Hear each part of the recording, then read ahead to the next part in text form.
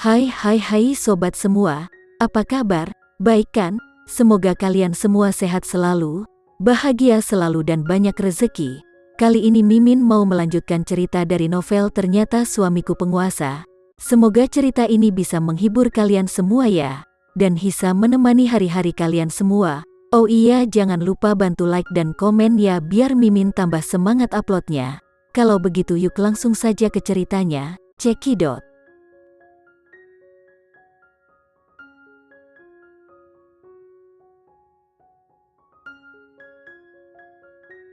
Ibunya Randy memeluk Momo dan menghela nafas. Sebenarnya, aku suka binatang kecil. Aku selalu ingin memelihara satu. Aku mengagumi sedikit kebersihan. Kami tidak pernah memelihara hewan kecil dalam keluarga kami. Randy benar-benar terobsesi dengan kebersihan, dan dia tidak ingin memelihara hewan kecil. Putri tidak begitu percaya ketika dia pertama kali mendengar pelayan berbicara tentang hal itu. Sekarang, setelah mendengarkan ibunya Randy, Putri tidak bisa membantu tetapi mengerti.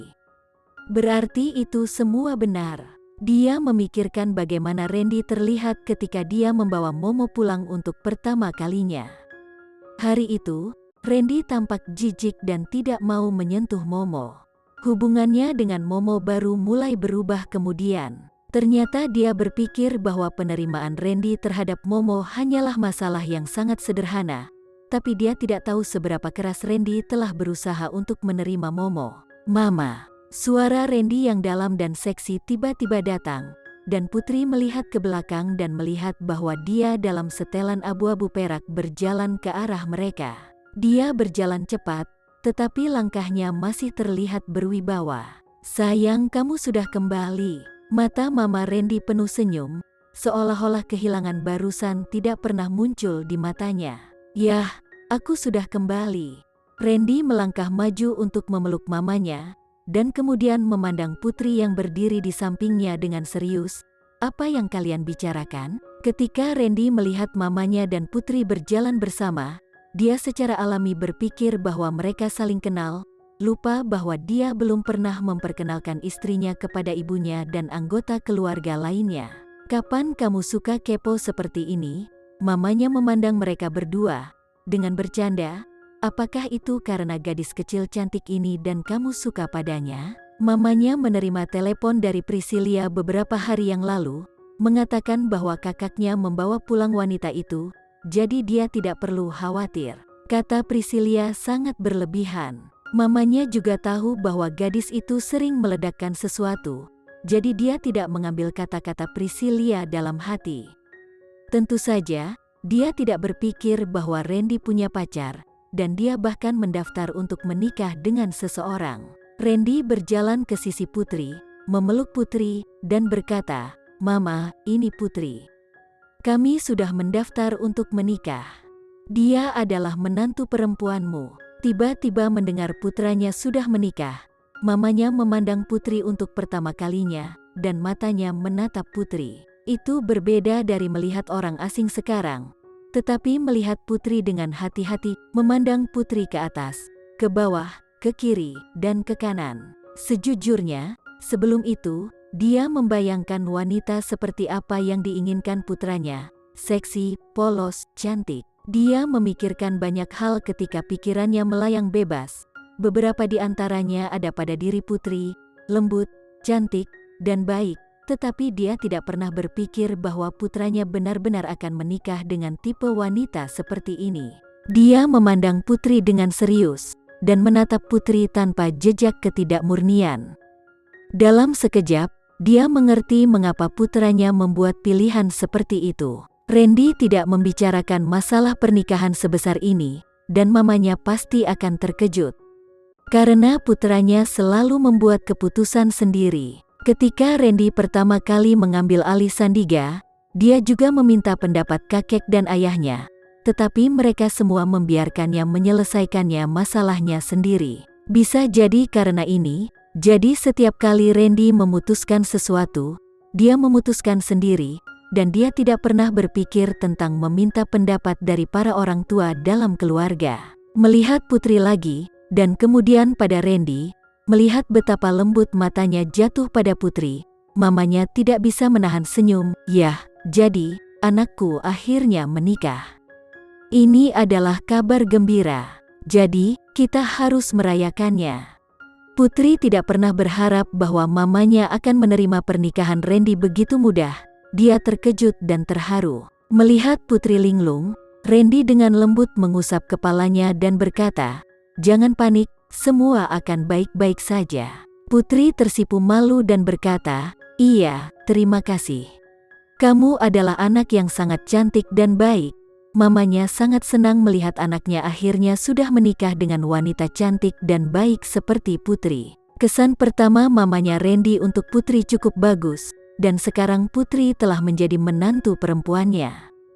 Dia mencintai putranya, jadi tentu saja dia juga akan menyukai mama mertuanya ini. "Putri, aku juga ingin minta maaf atas apa yang terjadi barusan," kata mamanya lagi. "Aku baru saja mengakui menantu perempuanku ini sebagai pelayan baru. Mama sangat malu, bahkan jika dia seorang penatua, dia masih harus meminta maaf." Putri menggelengkan kepalanya. "Tidak apa-apa, Ma. Ada apa?" Randy ingin tahu apa yang terjadi di antara mereka.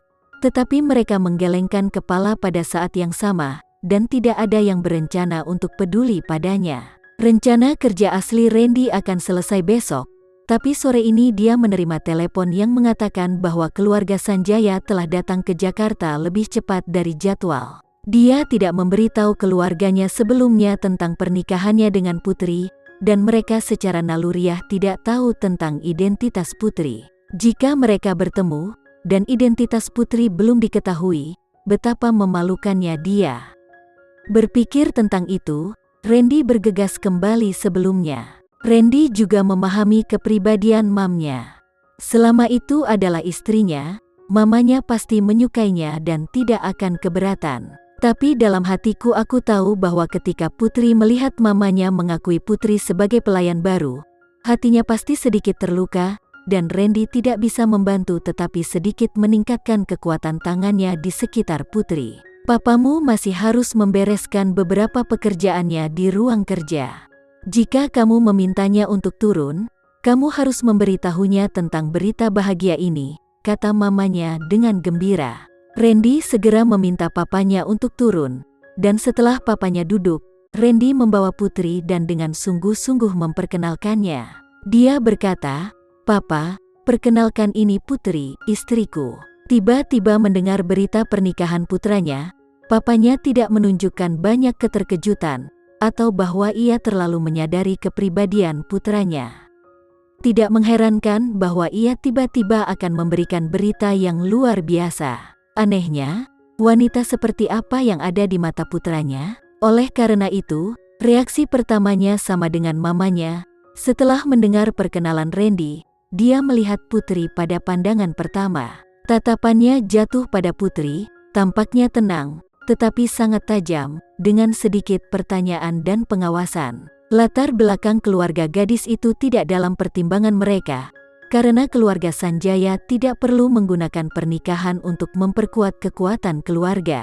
Dia hanya peduli apakah gadis itu memperlakukan putranya dengan tulus, dan hanya peduli tentang kehidupan pernikahan putranya di masa depan. Randy mengikuti papanya di dunia bisnis sejak dia masih kecil, dan kemudian menyerahkan karirnya kepada putranya dan papanya berkeliling dunia dengan istrinya. Dia telah melihat banyak orang dan hal-hal sehingga dia lebih akurat dalam melihat orang. Putri yang ada di depannya, dengan pikirannya tertulis murni di mata dan wajahnya, hanya ingin dikenali oleh orang tua Randy dan ingin menjalani kehidupan yang baik dengan Randy. Akhirnya dia menarik pandangannya dan mengangguk, "Yah, pernikahan ini adalah pilihan kalian berdua, jadi kamu harus menjalaninya dengan baik.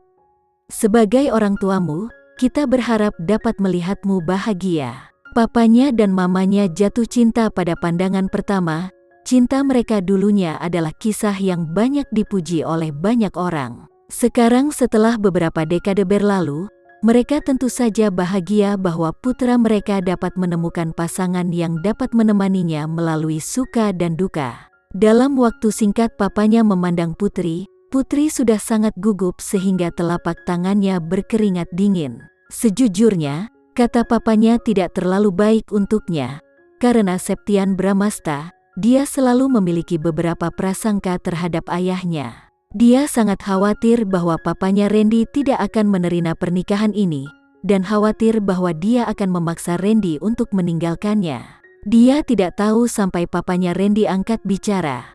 Faktanya, kebanyakan orang tua di dunia memikirkan anak-anak mereka, dan sedikit orang yang menggunakan anak-anak mereka sebagai alat. Putri, suara Putri yang dalam dan seksi terdengar di telinganya lagi, menarik kembali pikirannya, dan kemudian dia mendengarnya berkata, "Sapalah papaku, halo Pa. Bagaimana kabarmu? Aku sudah tidak menyebut kata papa selama beberapa tahun." Putri menjerit sedikit, tapi dalam hatinya dia merasa sangat senang.